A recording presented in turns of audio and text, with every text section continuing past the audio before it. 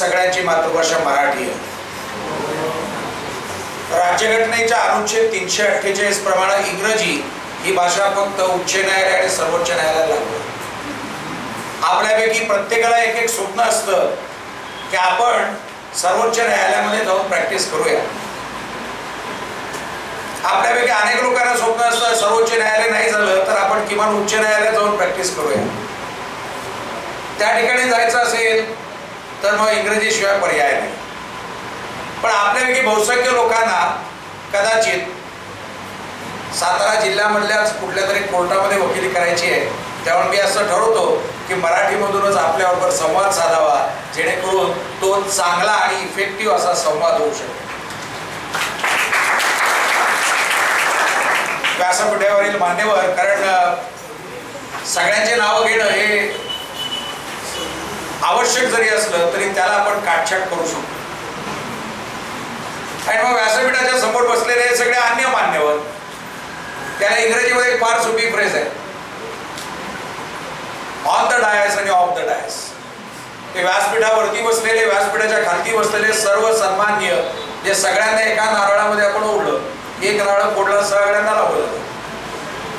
विषयाकडे येऊया, कारण मला तुमच्यासारख्या सगळ्या तरुण मुलांच्या बरोबर यायला फार आवडतं. तुमच्याबरोबर चर्चा करायला, तुमच्याबरोबर संवाद साधायला मी संधी शोधत असतो. कारण तुमच्याकडे असणारी जी अफाट ऊर्जा आहे, नवीन काम करण्याची आणि नवीन काहीतरी करून दाखवण्याची जी जिद्द आहे, ही खरं पाहता आजकाल कमी कमी व्हायला लागलेली आहे. त्यामुळे मला या इथं एवढे सगळे जे प्राइजेस ठेवलेले, ज्या प्राइजेसचे मानकरी जे आहेत ना, या सगळ्यांचं खूप मनापासून कौतुक करावं असं वाटतं. कारण फार सोपं आहे. कारण प्रत्येकाला आयुष्यात कुठे ना कुठेतरी पाठीवरती हात ठेवून लढबप्पू असं म्हटलेलं सगळ्यांनाच आवडत असतं. मी देखील त्याला अपवाद नाही आणि तुम्ही पण अपवाद नाही, कारण तुम्ही टाळा वाजवल्यानंतर माझी पण कॉलर जरा थोडीशी ताण. विषयाकडे परत येऊया. मला माहिती आहे की 1968 सालामधलं कॉलेज स्थापन झालं, 50 वर्षाचं आयुष्य झालं कॉलेजचं.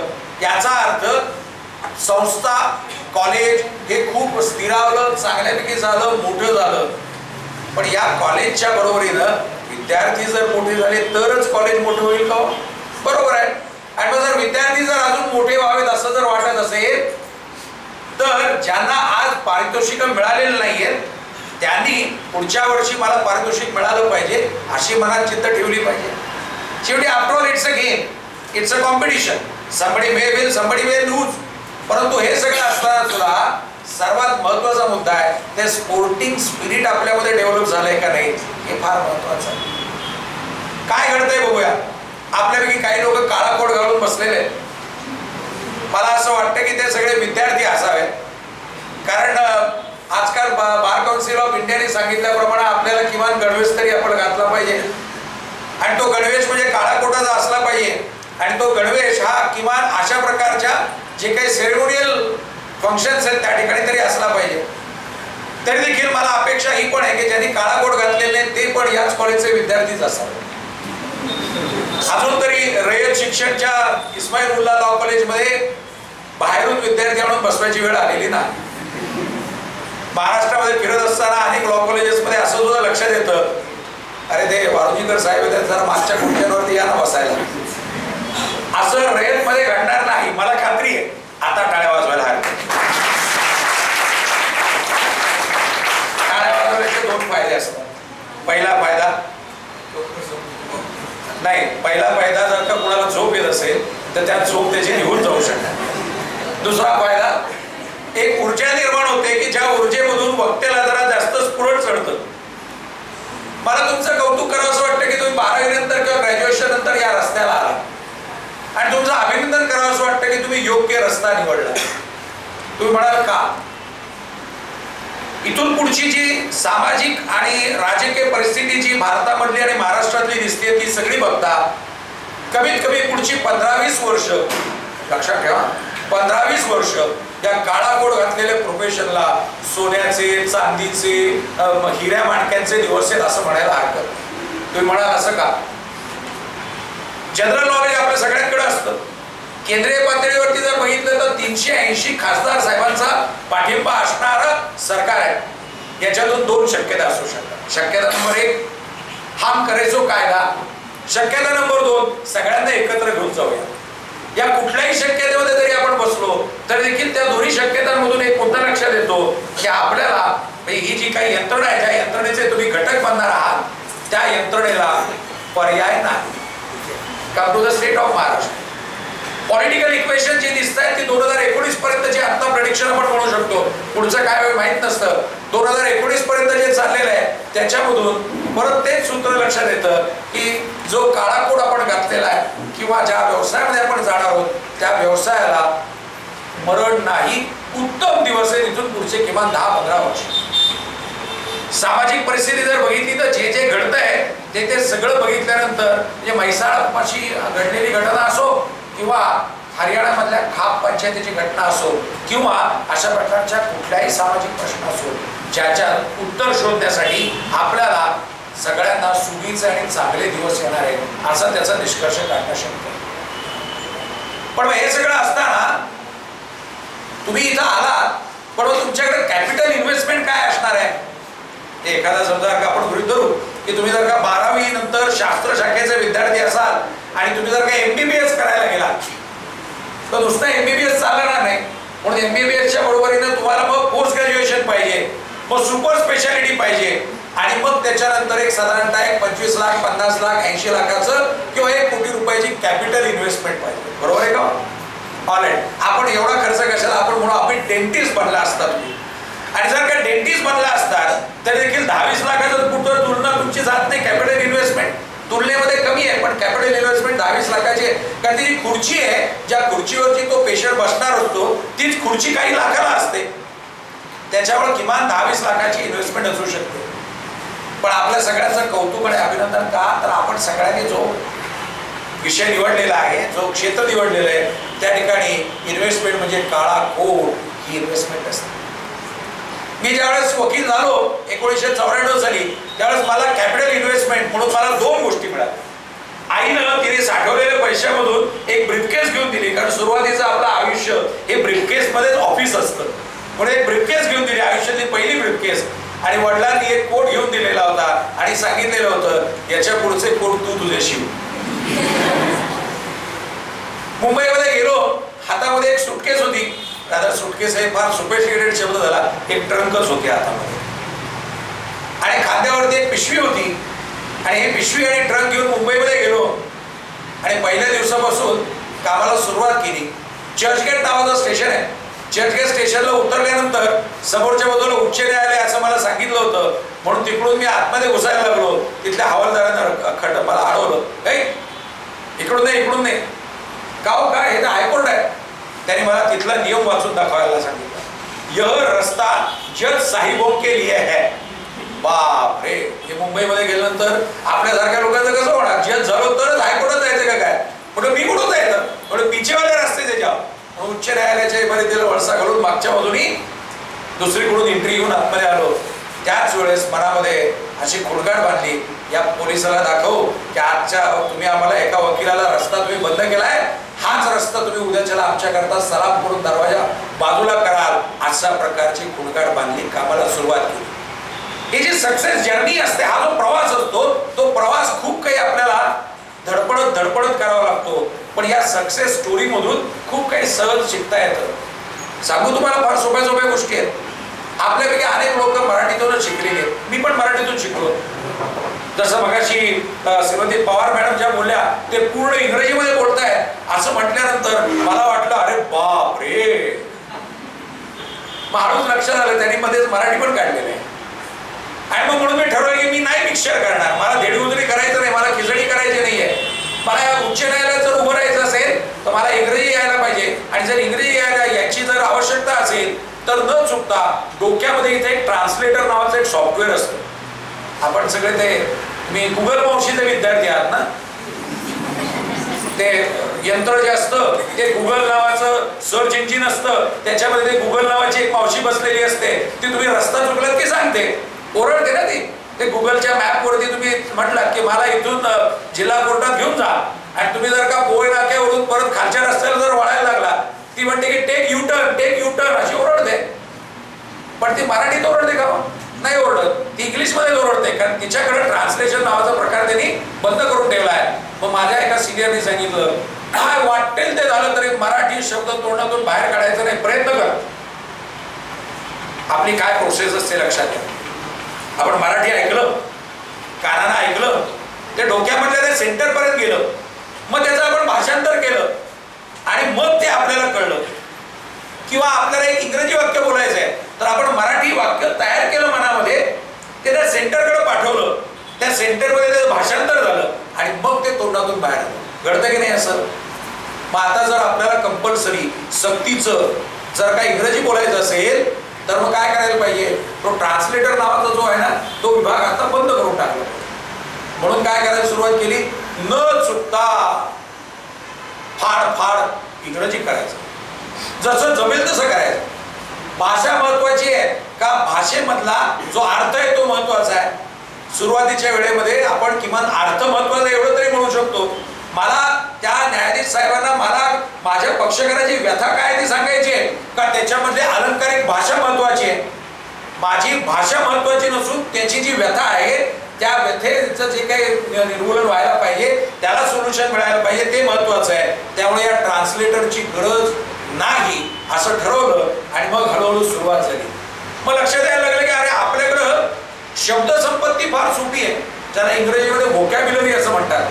म्हणजे आपल्याकडं शब्द, इंग्रजी शब्द आपल्याला सापडतच नाही.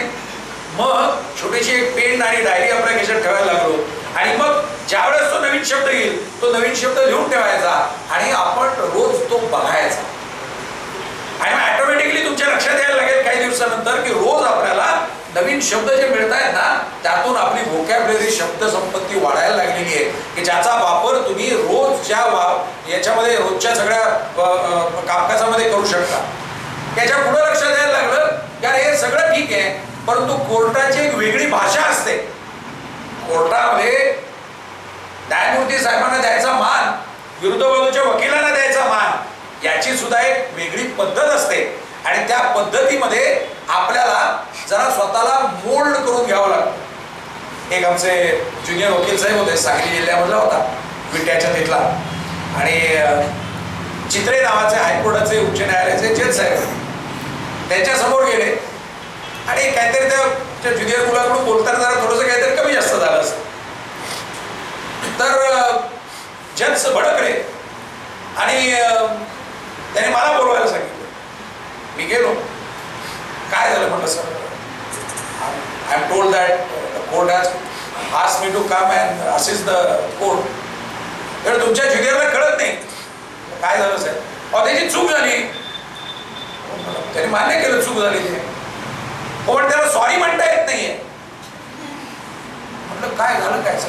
अहो त्याने सॉरी म्हणायला नको का? हे जे मॅनर्स आणि इटिकेट जे इंग्रजीमधले आहेत, जे कोर्टामधले आहेत, ते आपले बोलीभाषेत येत नाही. आपण बोलीभाषेमध्ये कधी म्हणतो का माफ कर मित्रा? नाही म्हणत आपण. त्याच्या खांद्यावर हात टाकतो का मैत्रिणी म्हणतो ठीक आहे ग, त्याचा हात दाबतो आणि म्हणतो की त्याच्यानंतर आपला जो काही संवाद येतो होतो, आपल्या बॉडी लँग्वेज मधून त्याला कळतं की याच्या मनामध्ये सॉरी म्हणायचं होतं की हिच्या मनात सॉरी म्हणायचं होतं, हे कळतं. पण न्यायालयीन परिभाषेमध्ये तुम्हाला शब्दानच सांगावं लागेल आणि मग त्या ठिकाणी I am sorry my Lord असं जे वाक्य त्याला अपेक्षित होतं जज साहेबांना, ते आमच्या ज्युनियर वकिलाच्या तोंडातून येईना. मग मी त्यांना सांगितलं की साहेब, आमची जी मुलं आहेत ना, ही मुलं ही इंग्रजी वातावरणातली नाही आहेत, ही मराठी वातावरणातून शिकलेली आहेत आणि मराठी वातावरणामध्ये माफी असावी हा शब्दापेक्षा आमच्या बॉडी लँग्वेज मधून माफीची संवेदना जी जाते ना, ती फार महत्वाची असते आणि ती तुम्ही मार्क केलेली असणार आहे. सो देअरफॉर याला इंग्रजीमध्ये I am sorry my Lord असं नाही म्हणता आलं तर देखील त्याचा जो काही त्याला पश्चाताप झालेला आहे आणि त्याची चूक झालेली आहे हे तुमच्यापर्यंत पोहोचलेलं आहे. तर हा विषय इथं बंद करावा आणि त्याला मॅटर पुढे चालवायची संधी द्यावी. चित्र बदललं. म्हणून मुद्द्याकडे परत येऊया की कोर्टाची परिभाषा आणि आपली बोली भाषा याच्यात फरक असतो. सोपं उदाहरण देऊया.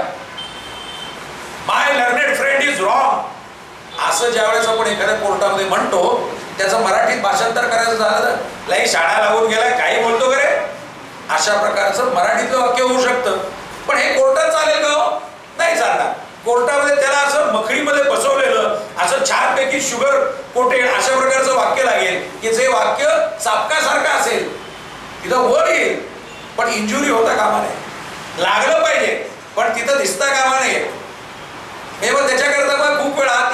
कशी आहे हे आपल्याला जरा थोडंसं शोधून ठेवावं लागतं. आपल्याकडे कसं जिल्हा कोर्टामध्ये आपण बोर्डावरती घ्यायचा अर्ज देतो, तसं उच्च न्यायालयामध्ये मेन्शनिंग नावाचं काम असतं. त्या मेन्शनिंग नावाचं काम म्हणजे ज्युनियर वकिलांना खूप मोठी संधी असते.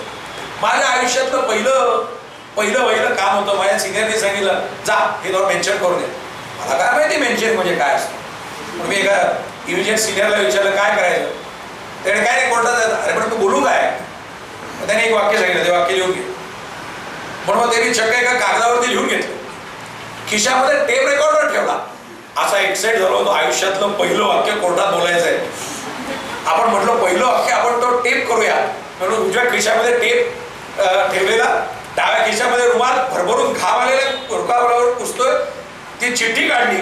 With your kind permission my Lord may I mention criminal application for urgent circulation. असं वाक्य म्हटल्यानंतर जज साहेबांनी विचारलं, व्हॉट इज अर्जन्सी. मला हे पुढे सांगितलेलं होतं की काय याला काय करायचं असतं. May I mention circulation what is urgency. म्हटलं मला माहित नाही. Why your senior has send you here. He said go and take circulation. कोण आहे सिनियर. अमुक अमुक आहे. ठीक आहे, आज him to come tomorrow. Circulation granted for tomorrow.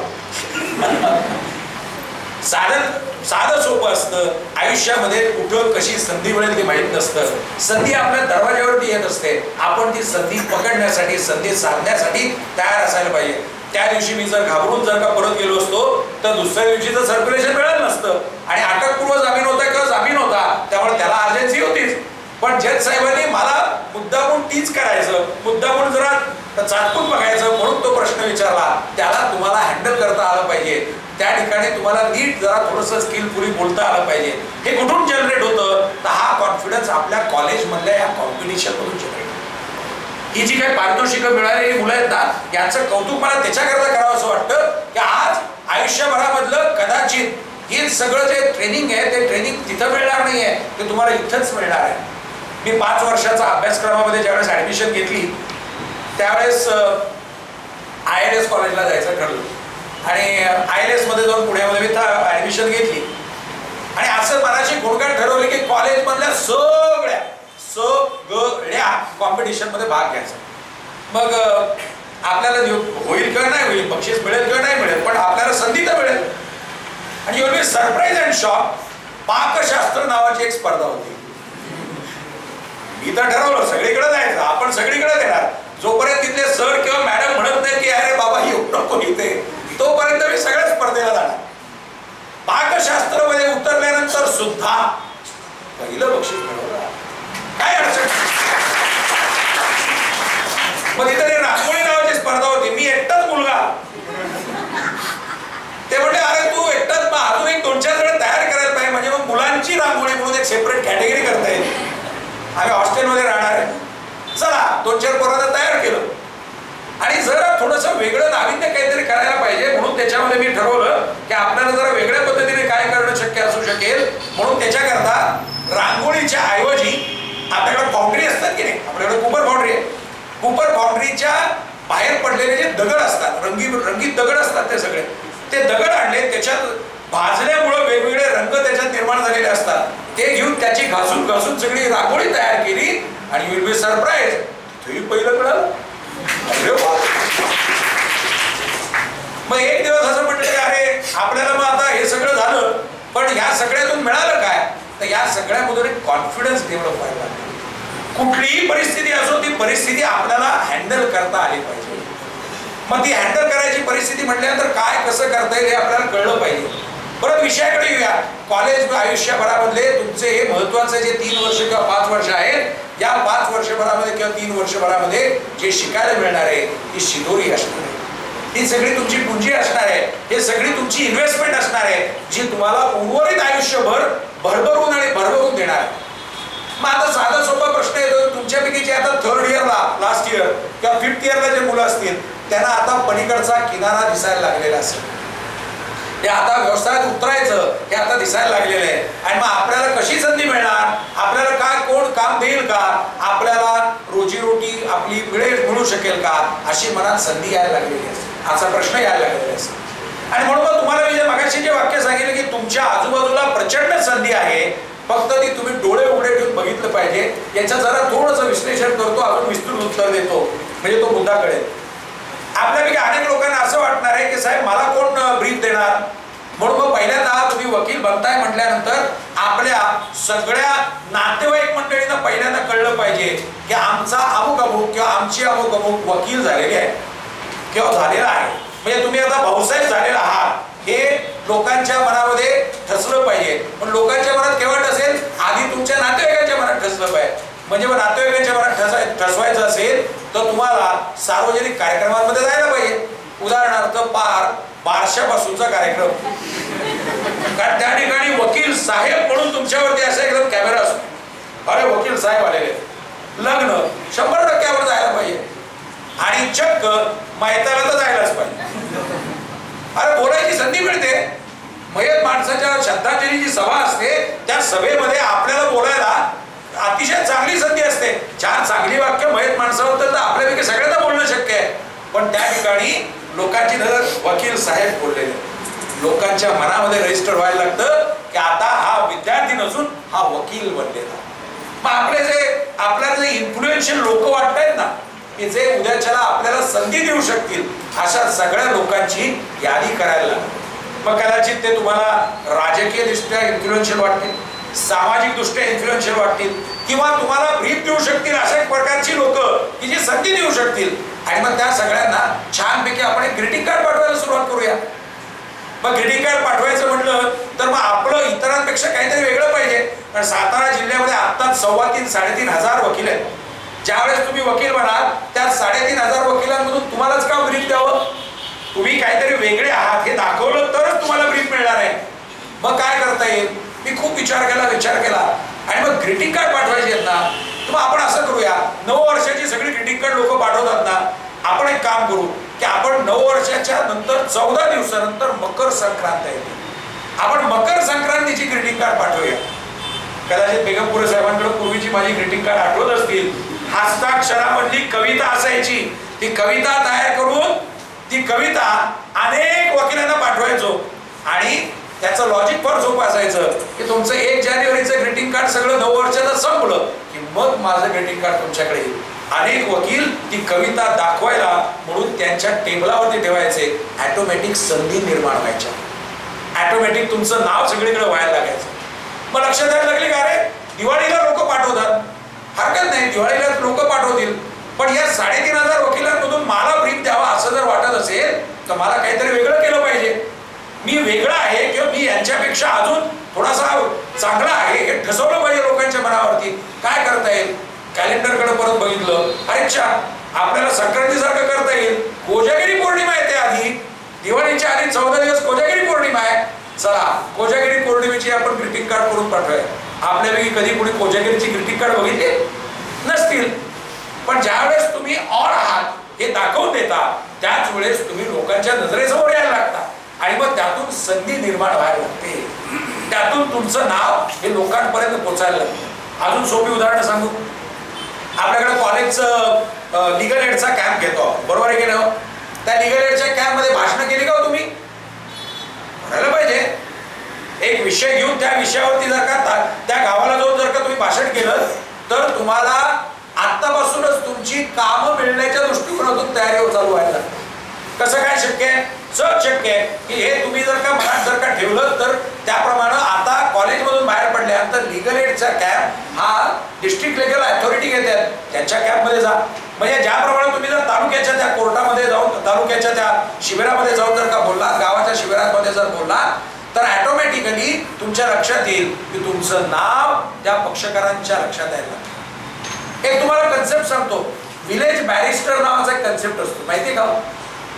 अरे काय तुम्ही मंडळी, पारावरती बसलेला एक माणूस की जो म्हणतो की मला सगळे कायदे माहिती आहेत, मी एक 5-25 प्रकरणामध्ये साक्ष देऊन आलेलो आहे. आणि ज्याच्याकडं अनेक लोक सल्ला घ्यायला येत असतात त्या गावामधले असे जे असतात ते असतात विलेज बॅरिस्टर. हे विलेज बॅरिस्टर मंडळी ही मोठी इन्फ्लुएन्शियल असतात. ही मंडळी आपल्याकडे कामं घेऊन येऊ शकतात. आता लक्षात आलं विलेज बॅरिस्टर का महत्वाचं आहे आपल्या सिस्टीम मध्ये? तर त्या व्हिलेज बॅरिस्टर लोकांपर्यंत जाणं हे सुद्धा फार सोपं काम असू शकतं. आम्ही एक उच्च न्यायालयामध्ये फार अनेक वर्ष एक कार्यक्रम राबवला मी, आणि त्याचे रिटर्न्स मला आज अनेक वर्ष मिळतात. मुंबईमध्ये आपल्याला माहिती आहे आपल्यासारखं वातावरण नाहीये. ते लोकल, ती गर्दी, याला माणूस घाबरून जातो. आपल्यासारखा माणूस साताऱ्यामधून जर गेला तर तो निश्चितच असं थोडंसं मनावरती प्रेशर असतो की कोण काय म्हणेल, रस्ता इकडून जाईल का तिकडं जाईल का. पण हायकोर्टात आल्यानंतर न चुकता त्या आलेल्या माणसाला एक अर्धा कप चहा न चुकता आम्ही देतो. पहिल्यांदा बैस, पाणी पी, चहा घे, मग एक 10 मिनिटांनंतर बोलू. दिवसाभरामध्ये 5-25 चहा तर नक्की होतात अशा लोकांना देणार आहे. पण तो माणूस आयुष्यभर बांधला जातो की 50 कप चहा किंवा 25 कप चहा ही इन्व्हेस्टमेंट झाली, ज्याचे रिटर्न्स तुम्हाला आयुष्यभर मिळतात. किती सोपी गोष्ट आहे. आता आपल्या पद्धतीने आपण आपलं ठरवायचं असतं की मी काय इन्व्हेस्टमेंट करणार. पण या सगळ्याच्या बरोबरीने एक महत्त्वाचा मुद्दा सांगितला पाहिजे की आपल्याला साताऱ्यामध्ये सुद्धा भरभरून संधी आहे. फक्त जसं मी म्हटलं की आपल्याला ती संधी कुठं आहे हे लक्ष ठेवावं लागतं. थोडंसं त्याच्या बाबतीतलं अजून जरा सविस्तर सांगतो. वेगवेगळे डिप्लोमा आपल्याकडे चालतात, सर्टिफिकेट कोर्स चालतात. या सर्टिफिकेट कोर्सच्या बाबतीमध्ये वास्तविक पाहता आपण बऱ्याच वेळा त्याच्यात सहभागी होत नाही. व्हायला पाहिजे. त्यातून नवीन नॉलेज मिळतं, नवीन आयडिया मिळते, ज्याचा वापर आपण आपल्या आयुष्यात करू शकतो. मग आता उदाहरण द्यायचं झालं तर आपल्यापैकी अनेक लोक उद्याच्या साताऱ्यामधल्या एखाद्या बँकेच्या पॅनलवरती जातील, मल्टी स्टेट कोऑपरेटिव्ह सोसायटीच्या पॅनलवरती जातील, कदाचित कोऑपरेटिव्ह पतपेढीच्या पॅनलवरती जातील. पण या सगळ्यांची जी प्रकरणं डिव्हिजनल जॉईंट रजिस्ट्रारकडे जातात ती आपण चालवू का? ही प्रकरणं DRT ला जातात. DRT पुण्यात आहे, तिथं आपण करू का? आपण सर्वसाधारण करत नाही. आपण त्याला लक्ष्मण रेषा घालून घेतो. तुम्ही तिकडे कशाला जाऊ? आपल्या इथून रेल्वे जाते. रेल्वे मधले जे ऍक्सिडेंट करतात त्याचा रेल्वे क्लेम ट्रिब्युनल आहे. आपण जातो का? आपण विचार नाही करत त्या बाबतीतला. आपण अजूनही पारंपरिक झापडबंद प्रॅक्टिसचा विचार करतो. आणि त्यामुळेच आपल्याला सांगावं लागतं की बाबा रे, संधी आजूबाजूला जागोजागी आहे. एक मुद्दा महत्वाचा आहे. आपल्यापैकी प्रत्येकाला जर विचारलं की तुला उद्याच्याला किंवा कुठल्या प्रकारची प्रॅक्टिस करायची आहे, तर तो प्रत्येक जण म्हणणे शक्यता आहे मला क्रिमिनल साईडला प्रॅक्टिस करायची, मला 302 चालवायचं आहे, मला लाईफ कन्व्हिक्शन वाली मॅटर्स चालवायचे. चांगली गोष्ट आहे, कोण नाही म्हणत नाही. पण अशी माणसं बघायला मिळतात का जी म्हणतात की मला डोमेस्टिक व्हायलन्स मध्ये सुद्धा प्रॅक्टिस करायची, मला 125 CRPCच्या माध्यमातून त्या पीडित व्यक्तीला मदत करायची. हे सुद्धा शक्य आहे. ही प्रकरणं उलट लवकर संधी मिळवून देतात. डोमेस्टिक व्हायलन्सचे इथं दाखल होणारे जे खटले आहेत त्या ठिकाणी लक्ष देणारे माणसंच नाही आहेत. जेल रिफॉर्म्स हा एक मोठा विषय आहे. त्याच्यामध्ये जेलमध्ये जाऊन त्या लोकांना जे काही डिटेन्शन आले आहेत त्या सगळ्या लोकांना योग्य तो सल्ला देणं हे सुद्धा महत्वाचं काम आहे. यू विल बी सरप्राइज की अशा प्रकारचं काम करून सेटल झालेल्या अनेक वकिलांची प्रॅक्टिस आहे. अजून एक मुद्दा थोडासा सांगितला पाहिजे की कायद्याच्या परिभाषेमध्ये आपण ज्यावेळेस बघतो त्यावेळेस लक्षात येतं की काही कायदे जर आले आणि त्याप्रमाणे वकिलांची पिढीच्या पिढी सेटल झाली. बघा मी काय म्हणतो, सीझनल क्रॉप येतात, तसं सीझनल क्रॉप कुळ कायद्याचा आलं. कुळ कायद्यामध्ये दुरुस्ती झाली. BTL ऍक्ट आपल्याला माहिती आहे ना, कायदा माहिती, नाव माहिती आहे ना. कुळ कायद्यामध्ये डीलर्स डे आला. काय डीलर्स डे कुठला आहे? कुठला डीलर्स डे? 1 एप्रिल 57. 1 एप्रिल 57 कसेल त्याची जमीन. ते कायदा आला, वकिलांना प्रचंड काम मिळालं, नवीन भरभरून संधी आली, वकील लोक सेटल झाली. एक पिढी नाही तर 2 पिढ्या 3 पिढ्या यातल्या सेटल झाल्या. 76 सालामध्ये अर्बन लँड सिलिंग ऍक्ट आला. नाव ऐकलंय का कायद्याचं? अर्बन ॲग्लोमरेशन नावाचा कन्सेप्ट आला.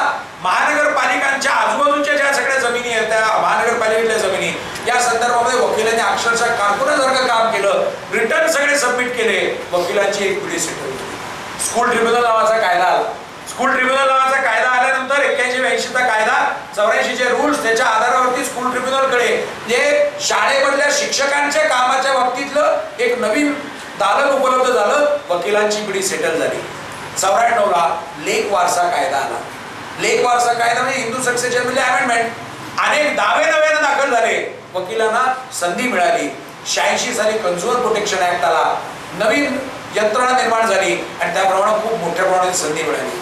अशा लाटा सुद्धा निर्माण होत असतात. ज्या लाटांचा फायदा आपल्याला केव्हा घ्यायचा ते कळलं पाहिजे. मग त्याच्याकरता हे जे डिप्लोमा कोर्सेस आहेत त्यातून आपण तयार झालं पाहिजे. आणि मग हे सगळं ज्यावेळेस होतं त्याच वेळेस आपण त्याचा वापर आपल्या रोजच्या आयुष्यात करू शकतो. सर्वात महत्वाचा मुद्दा असा आहे, हा जो काळा कोट घातलेला आहे ना, हा काळा कोट तुम्हाला मला आपल्या लायकी आणि अपेक्षेपेक्षा जास्त मिळवून देतो. खोटं वाटतंय? आमच्यापैकी कुणालाही विचारा, हा जर काळा कोट घातला नसता आम्ही, तर आम्ही कदाचित दुसऱ्या कुठेतरी ठिकाणी जाऊन आपल्याला धडपडलो असतो. जे सामाजिक स्थान आम्हाला हा काळा कोट मिळवून देत आहे ते सामाजिक स्थान काळा कोट नसता तर मिळालं नसतं. जी आर्थिक सुबत्ता या काळा कोटामुळे आलेली आहे ती काळा कोट नसता तर मिळाली नसती. वाक्य परत एकदा सांगतो, लिहून ठेवायला हरकत नाही. आणि हे वाक्य तुम्ही काही वर्षानंतर मला परत सांगणार आहात. हा काळा कोट तुम्हाला तुमच्या लायकीपेक्षा आणि अपेक्षेपेक्षा खूप काही देऊ शकतो. फक्त एक अट असते या काळ्या कोटाची, ती अट असते या काळ्या कोटाबरोबर प्रामाणिक राहायला पाहिजे. फारसा अवघड नाहीये. त्या काळ्या कोटाबरोबर प्रामाणिक राहायचं म्हणजे काय, तर प्रोफेशनल इथिक्स पाळायचे असतात. शिकलोय ना आपण लास्ट इयरचे विद्यार्थी, प्रोफेशनल इथिक्स ते पाळणं म्हणजेच या काळ्या कोटाशी प्रामाणिक राहणं असतं. महाभारत नावाचं एक काव्य, त्या काव्यामध्ये असणारं कर्ण नावाचं एक कॅरेक्टर आठवतंय का? त्या कर्ण नावाच्या कॅरेक्टरकडं एक अशीच एक कोट होता, ज्याला कोटाचं नाव होतं कवच कुंडल. बरोबर आहे का? आणि जोपर्यंत ते कवच कुंडल त्याच्या अंगावरती आहे तोपर्यंत त्या कर्णावरती कुठलेही शस्त्र वार करू शकत नव्हतं, त्याचा जीव घेऊ शकत नव्हतं. बरोबर? काळा कोट ही तुमची आणि माझी सगळ्यांची कवच कुंडल आहे. जोपर्यंत या काळ्या कोटाबरोबर तुम्ही प्रामाणिक आहात तोपर्यंत तुम्हाला इम्युनिटी आहे. इम्युनिटी आहे. There won't be any prosecution, there won't be any case unless it has been done in your personal capacity. बस एवढं मोठं तुम्हाला वरदान मिळालेलं आहे. ते कवच कुंडलाशी प्रामाणिक राहा. एवढाच मोठा महत्वाचा मुद्दा आपण लक्षात ठेवला गेला पाहिजे. दोन अजून महत्वाचे मुद्दे आणि मग त्याच्यानंतर पूर्ण व्हायला. मी मगाशी आल्यानंतर मॅडमना विचारलं आणि 2 दिवसापूर्वी फोनवरती बोलणं झालेलं होतं. मी त्यांना म्हटलं की आपल्या महाविद्यालयामध्ये एखादा पुरस्कार ठेवावा अशी इच्छा आहे, काय करायचं. म्हणून त्यांच्या कार्यालयात आल्यानंतर त्यांनी सगळे पारितोषिक विजेत्यांची यादी दिली आणि ती यादी दिल्यानंतर काय करूया अशी चर्चा झाली. तर या 50व्या वर्षाच्या निमित्तानं मी हे काही रक्कम आपल्या कॉलेजकडे देऊ इच्छित आहे. ती रक्कम ही बेस्ट स्टुडंट या प्रकारचा एक पारितोषिक आपण द्यावं असे मी आपल्या कॉलेजला विनंती करणार आहे. त्याच्याकरता एक छोटीशी नियमावली बनवली जाईल. या वर्षीचं पारितोषिक मिळणार नाही, ते पुढच्या वर्षालाच ते मिळेल, कारण the performance in one academic year will have to be जज. ते कसं जज करावं याच्याकरता काय करता येईल ही नियमावली मी प्राचार्य मॅडमच्या बरोबरीने बसून करेन, जेणेकरून याच माझ्या साताऱ्यामधल्या सगळ्या लोकांच्या करता थोडंसं, या वकील मित्रांकरता थोडंसं योगदान द्यावं असं वाटलं. दुसरा महत्वाचा मुद्दा की जे या व्यासपीठावरून मला सांगावंसं वाटतंय, आज दुर्दैवानं महाराष्ट्रामध्ये खूप ठिकाणी असं होत आहे की सिनियरच मिळत नाही. बघा मी काय सांगतो, जे मुल्ला साहेब, बेगमपुरे साहेब विषय लक्षात ठेवला, सिनियरच मिळत नाही अशी शेकड्यानं विद्यार्थी, नवीन विद्यार्थी बाहेर पडलेला आहे पण त्याला चांगला सिनियर नाही, सिनियरच मिळत, चांगला शब्द वापरत नाही मी, सिनियर मिळत नाही. आणि मग एकेका सिनियरकडे 10-10, 15-15, 12-12 असे विद्यार्थी असतात की जे नवीन ज्युनियर असतात की त्यांना खरं पाहता तिथं शिक्षण मिळू शकत का नाही याबाबत शंका मनात निर्माण होते. त्यामुळे माझ्या मनात असं प्रपोजल येत आहे की कॉलेजनी 15 दिवसाकरता 2 लास्ट इयरचे विद्यार्थी तुम्ही रेकमेंड करावेत. मी माझ्या चेंबरमध्ये त्यांना सामावून घेईन. 15 दिवस ते मुंबईमध्ये उच्च न्यायालयामध्ये इंटर्नशिप करू शकतील. हा प्रोजेक्ट मी औरंगाबाद मधल्या एका कॉलेजच्या बरोबरीने 1 वर्षभर राबवला. तिथून विद्यार्थी त्यांच्या प्राचार्यांच्या मार्फत यायचे आणि 15 दिवस राहायचे. पण 15 दिवस राहणं म्हणजे आमदार निवासामध्ये व्यवस्था होऊ शकते किंवा पाहुण्यांकडे होऊ शकते, पण याच्यापेक्षा जास्त राहिले की मुंबईमध्ये जागा अडचण असते. आणि मुंबईमधलं तुम्हाला माहिती आहे की आम्ही म्हणतो की जागेचे भाव एवढे महाग आहेत की एवढं अवघड आहे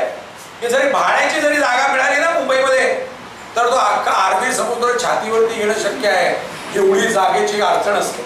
त्यामुळे 15 दिवसामध्ये आम्ही असंही म्हणतो की तू 5 दिवस राहा, सोमवार ते शुक्रवार, शनिवार रविवार गावी जाऊन ये, पुढच्या आठवड्यात परत सोमवार ते शुक्रवार काम कर, तिसरा आठवडा परत सोमवार ते शुक्रवार काम कर, असे 15 दिवस 15 वर्किंग डेज माझ्या बरोबर ऑफिसमध्ये काम कर.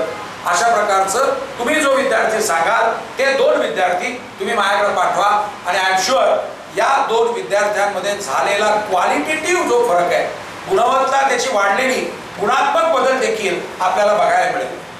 कालची गोष्ट आहे, एक दिल्लीतल्या एका संघटनेचे 2 वकील मंडळी आलेले होते. दिल्लीमध्ये त्यांनी नॉर्थ ईस्ट मधली जी मुलं आहेत, म्हणजे नॉर्थ ईस्ट म्हणजे पूर्वांचल, तिकडे 7 राज्य आहेत आपली, तिकडचे नॉर्थ ईस्टच्या विद्यार्थ्यांकरता दिल्लीमध्ये इंटर्नशिपचा प्रोग्राम राबवलेला होता आणि ते आता मुंबईमध्ये राबवू इच्छित होते, म्हणून ते मुंबईत आले होते. आणि कुणीतरी सांगितलं की वारुजीकर साहेबांकडे भरभरून काम आहे, ईश्वराच्या कृपेनं प्रचंड काम आहे आणि तिथं इन्फ्रास्ट्रक्चर आहे, तिथं जागा आहे, तिथं बाकीच्या सगळ्या गोष्टी आहेत, तर तिथं तुम्ही इंटर्नशिप त्यांच्याकडे घेतील का म्हणून विचारा. आय वॉज व्हेरी सरप्राईज की म्हटलं अरे नॉर्थ ईस्ट मधल्या मुलांना तुम्ही तिथं आणताय, मुंबईमध्ये का आणताय? त्यांचं उत्तर फार सोपं होतं, सर मुंबई हे कमर्शियल कॅपिटल आहे, त्यामुळे ही जी कमर्शियल जी मॅटर्स आहेत त्या मॅटर्सची जी काही ट्रेनिंग मिळेल ते आमच्या नॉर्थ ईस्टच्या मुलांना कधीच मिळणं शक्य नाही आहे. म्हणून तिथून मुलं येत आहेत की त्यांना आता 1 महिन्याचा इंटर्नशिप करण्यासाठी म्हणून ते मुंबईमध्ये येऊ इच्छितात. आपण देखील मॅडम कदाचित असा काही उपक्रम राबवणं शक्य आहे का बघा, की आपले विद्यार्थी न चुकता आपण 1 महिनाभर नाही, 15 दिवस 8 दिवस तिथं न चुकता पाठवावेत. कारण उच्च न्यायालयामध्ये गेल्यानंतर तिथलं वातावरण बघितल्यानंतर ऑटोमॅटिकली आपलं क्षितिज विस्तारतं, आपल्याला कळायला लागतं जग केवढं मोठं आहे. मी एक उदाहरण देतो, फार सोपं आहे आणि हे तुम्ही देखील अंमलबजावणी करावी असं मी सांगेन. कितीतरी देशांमध्ये, कितीतरी गावांमध्ये गेल्यानंतर न चुकता त्या गावामधल्या किंवा त्या देशामधल्या न्यायालयाला भेट द्या. आता तुम्ही सगळे वकील बनणार, कारण वकील बनणारे म्हटल्यानंतर न चुकता आपण रोज सकाळ संध्याकाळ न्यायालयात जाणार आहे. ते कोर्ट कॉम्प्लेक्स कसं आहे हे बघा. आणि आजपर्यंत जवळजवळ मी 15-17 जवळजवळ 17 देशांमधले सुप्रीम कोर्ट किंवा सर्वोच्च न्यायालय त्या ठिकाणची बघून आलेलो आहे. काही ठिकाणी तर भाषेची अडचण आहे, पण हरकत नाही, पण काय बोलतायत ते हावभावावरून तर कळतंय. आपल्याबरोबर बरे दुभाषा नसेल त्या ठिकाणी, पण न्यायालयामध्ये काय चाललेलं आहे हे तर कळतंय. आपलं क्षितिज विस्तारतं, आपल्याला जगात काय चाललंय ते कळतं. तर मी मॅडम या निमित्तानं आपल्याला नक्की विनंती करेन की आज 50 वर्ष झालेल्या संस्थेला ही सुद्धा अशा प्रकारचा एक इंटर्नशिपचा कार्यक्रम आपण नक्की विचारात घ्यावा. आणि माझ्यासारखे असे अनेक वकील तयार असतील, जे अनेक वकील या नवीन तरुण मुलं जे आहेत यांच्याकरता आपल्या चेंबरमध्ये नक्की त्यांच्याकरता जागा उपलब्ध करून देतील. बस या 2 मला महत्वाच्या आपल्या सगळ्यांच्या बरोबरीनं काम करायच्या जे काही मनात विषय होते ते मांडायचे होते. साताऱ्यामध्ये यायचं म्हटल्यानंतर मला खूप बरं वाटतं.